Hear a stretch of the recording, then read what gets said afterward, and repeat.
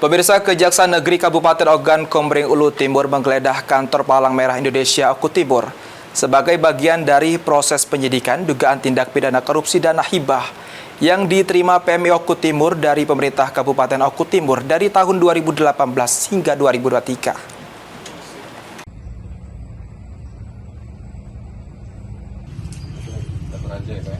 Kejaksaan Negeri Kabupaten Ogan Komering Ulu Timur melakukan penggeledahan di kantor Palang Merah Indonesia Kabupaten Oku Timur sebagai bagian dari proses penyidikan dugaan tindak pidana korupsi dana hibah yang diterima PMI Oku Timur dari pemerintah Kabupaten Oku Timur dari tahun 2018 hingga 2023.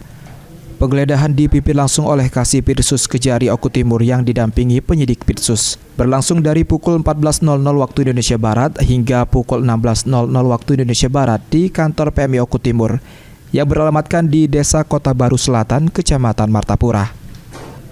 Dari hasil penggeledahan tersebut, penyidik mendapatkan dokumen sebanyak 2 box serta barang bukti lainnya yang berkaitan dengan proses penggunaan dana hibah oleh PMI Oku Timur.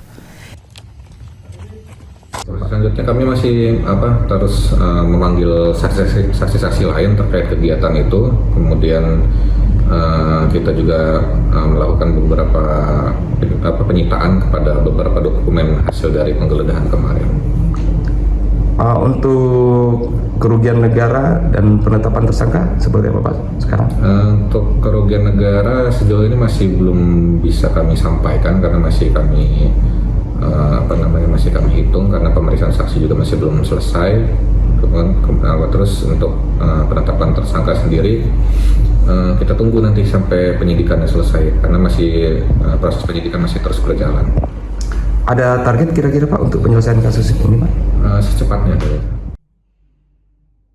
Saat ini proses penyidikan dugaan korupsi dana hibah di tubuh PMI Oku Timur masih terus berlangsung dan selanjutnya akan dilakukan perhitungan kerugian negara serta penetapan tersangka. Elvandri Jeffriyadi, PAL TV.